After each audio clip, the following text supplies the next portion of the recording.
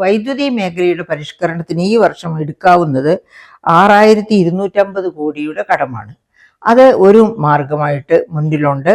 അപ്പോൾ ആകെ കടമെടുക്കുന്നതിൻ്റെ, അതായത് ഇനിയിപ്പോൾ 2 ഗഡുക്കളായിട്ട് റിസർവ് ബാങ്കിൻ്റെ കൗണ്ടറിലൂടെയാണ് സംസ്ഥാന ഗവൺമെൻറ് കടമെടുക്കേണ്ടത്.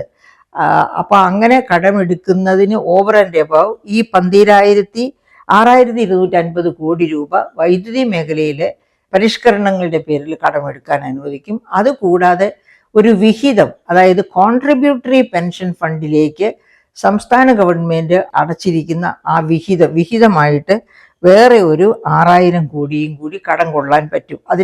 അതിൻ്റെ ബേസിസിൽ, അതായത് ആസ്തി ഉണ്ട്, അതിൻ്റെ ബേസിസിൽ 6000 കോടി.